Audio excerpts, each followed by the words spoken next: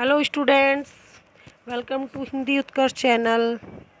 तो आज हम पढ़ेंगे कक्षा 7 में पहली ही कविता है हम पंछी उन्मुक्त गगन के, जिसको किसने लिखा है?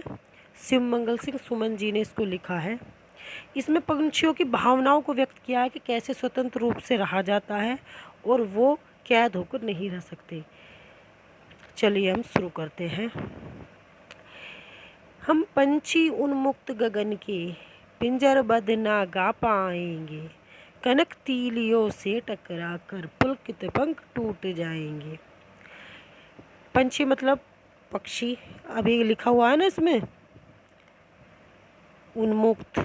उन्मुक्त का अर्थ होता है आज़ाद या स्वतंत्र।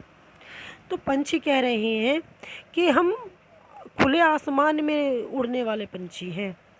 अगर आप हमें पिंजरे में बंद कर दोगे तो हम गा नहीं पाएंगे। कनक तीलियों से टकरा कर पुलकित पंख टूट जाएंगे। पंछी कह रहे हैं कि अगर आप सोने के बने पिंजरे में हमें बंद कर दोगे तो क्या करेंगे? हम उड़ने के लिए कोशिश करेंगे, अपने पंख फड़फड़ाएंगे, तो क्या होगा? पुलकित पंख टूट जाएंगे, मतलब सुंदर पंख हमारे टूट जाएंगे। जब हम बाहर निकलने की कोशिश करेंगे तो पंख फड़फड़ाएंगे, तो क्या होगा? पुलकित पंख हमारे टूट जाएंगे, सुंदर पंख टूट जाएंगे। पुलकित का अर्थ होता है सुंदर।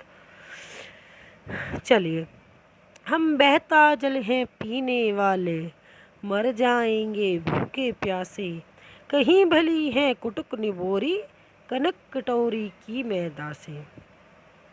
तो उसमें कह रहे हैं पंछी कि हम खुले आसमान में तालाब का, नदियों का जल पीने वाले हैं, तो मर जाएंगे भूखे प्यासे, कहीं भली है कुटुक निबोरी, कनक कटोरी की मैदा से।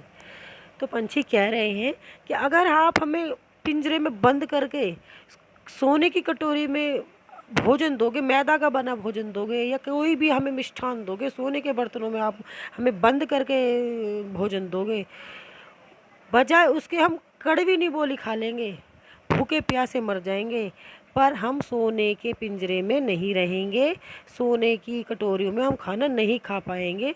उसके बदले हम कड़वी निबोली खा लेंगे, आज़ाद रहकर कड़वी निबोली खा लेंगे, पर हम पिंजरे में बंद होकर सोने के बर्तनों में भोजन नहीं खा पाएंगे।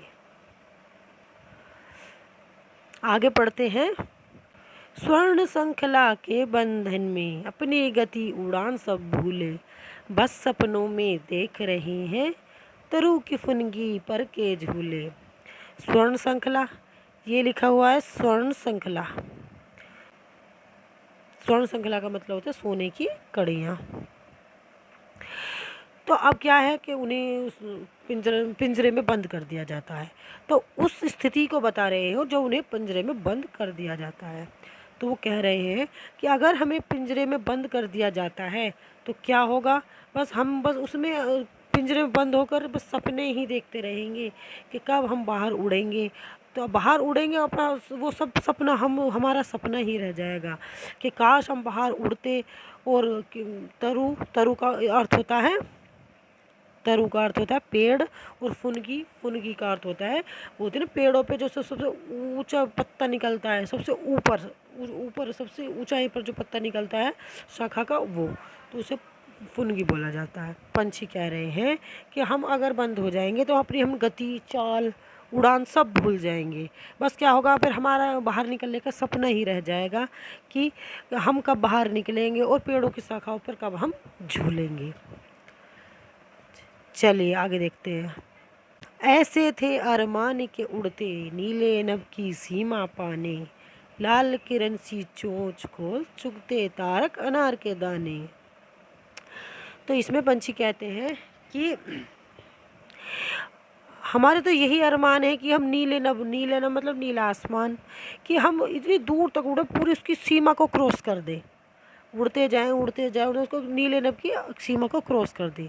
और क्या कि अब लाल किरण की चोंच, मतलब उनके जो लाल जो वो होती है ना, चोंच लाल होती है, तो उसमें क्या है कि हम उड़ते जाएंगे और अपनी चोंच से लाल लाल अनार के दाने खाते जाएंगे।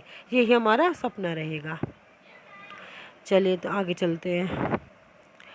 होती सीमाहीन क्षितिज से इन पंखों की होड़ा होड़ी, या तो क्षितिज मिलन बन जाता या तंती सांसों की डोरी। तो क्षितिज कहा जाता है कि जो हम दूर से देखते हैं कि धरती आसमान एक जगह मिल जाते हैं, पर वो मिलते नहीं हैं। वो बस दूर से लगता है हमें खड़े होके कि एक जगह मिल जाते हैं, पर मिलते नहीं हैं। तो यही रहती है कि अगर फिर जब हम पिंजरे से निकलेंगे तो क्या रहेगी, हमें होड़ा होड़ी मची रहेगी कि हमें क्षितिज पाने के लिए, मतलब उस क्षितिज दूर क्षितिज तक जाने के लिए हमें आपस में होड़ा होड़ी रहेगी कि हम आगे, वो आगे निकलेगा, हम आगे निकलेंगे, आपस में हमें होड़ा होड़ी रहेगी। क्या होगा, या तो हम वहाँ पे जाके मिल जाए, या तो हमें क्षितिज वहाँ जाके मिल जाएगा, या क्या होगी, या फिर हमारी उड़ते उड़ते क्षितिज पाने की इच्छा से भागते भागते क्या होगी, हमारी सांसों की डोरी उखड़ जाएगी, मतलब सांसें हमारी उखड़ जाएंगी। आगे चलते हैं। नीड़ न दो चाहे टहनी का, आश्रय छिन्न भिन्न कर डालो, लेकिन पंख दिए हैं तो आकुल उड़ान में विघ्न न डालो। पंछी कह रहे हैं कि चाहे हमें आप नीड़, नीड़ लिखा हुआ है ना, ये नीड़, नीड़, तो नीड़ का अर्थ होता है घोंसला। चाहे आप हमारा घोंसला छीन लो, चाहे आप हमें टहनी भी मत दो, चाहे हमारा घर आप छिन्न भिन्न मतलब नष्ट भ्रष्ट कर डालो, पर क्या है, हमें अपने पंखों पर गर्व है। लेकिन ईश्वर ने हमें पंख दिए हैं, अगर हमारे पास पंख हैं तो क्या होगा, हमारी उड़ान में कोई भी विघ्न या बाधा नहीं डाल सकता। कहने का क्या मतलब है, कहने का दोबारा मैं बता देती हूँ। तो पंछी ये कह रहे हैं कि आप चाहे हमारा घोंसला घोंसला नष्ट भ्रष्ट कर दो, चाहे हमें पेड़ों की डालियाँ मत दो, चाहे हमारा घर छिन्न भिन्न कर डालो, पर क्या है, जब ईश्वर ने हमें पंख दिए हैं तो हमारी उड़ान में कोई भी विघ्न नहीं डाल सकता। अर्थात हमें स्वतंत्रता बहुत प्यारी है। ठीक है बच्चों, तो ये कविता यहाँ ख़त्म होती है। मैंने लाइन टू लाइन सभी का अर्थ बताया। एक बार मैं आपको भावार्थ समझा देती हूँ कि इसमें पंछी क्या कहना चाह रहे हैं। इसमें पंछियों की स्वतंत्रता को बताया गया है कि जिस प्रकार से एक ऐसा समय था जब हम भी गुलाम थे और हम दिन रात संघर्ष करते थे आज़ादी पाने के लिए, तो उस स्थिति में हमारी मनोदशा क्या रही होगी जब हम गुलाम थे और हमें स्वतंत्रता की इच्छा थी और इतने संघर्षों के बाद हमने स्वतंत्रता पाई। तो उसी स्थिति को पक्षियों के रूप में भी दर्शाया गया है कि वो भी यही कहना चाह रहे हैं, स्वतंत्रता सबके लिए ज़रूरी होती है, कोई भी गुलाम बन के नहीं रह सकता, इसलिए उनको भी पिंजरे में ना रखा जाए, उन्हें भी खुले आसमान में छोड़ दिया जाए अपना जीवन जीने के लिए, ताकि वो सुकून से अपना जीवन व्यतीत कर सके। ठीक है बच्चों, चलिए ये तो इसका भावार्थ हो गया। अब आगे हम इसके क्वेश्चन आंसर देखते हैं। तो इसमें क्वेश्चन आंसर दिए गए। पहला ही क्वेश्चन है इसमें, हर तरह की सुख सुविधाएं पाकर भी पंछी पिंजरे में बंद क्यों नहीं रहना चाहते हैं, क्यों नहीं रहना चाहते? अरे इसलिए ही नहीं रहना चाहते, हमने अभी समझा है कि पिंजरे में बंद करके आप कुछ भी दाना, उन्हें कुछ भी भोजन दे दो, किसी को भी अच्छा नहीं लगेगा। हम खुद के अपने ऊपर ही सोच सकते हैं कि जो हमें एक रूम में बंद कर दिया जाए, अंधेरे रूम में बंद कर दिया जाए, आप हमें चाहे उसमें कुछ भी सुख सुविधाएं दे दो, पर अगर हमें बाहर नहीं जाने दिया जाएगा तो कैसा होगा। तो इस तरीके से पक्षियों के ऊपर भी यही होता है, आप उन्हें कुछ भी सुख सुविधाएं दे दो पर उन्हें पसंद नहीं आएंगी, वो खुले आसमान में रहना चाहते हैं, उड़ना चाहते हैं और वही उनका जीवन है। आंसर होगा। नेक्स्ट क्वेश्चन है, पक्षी उन्मुक्त रहकर भी कौन सी इच्छाएं पूरी करना चाहता है?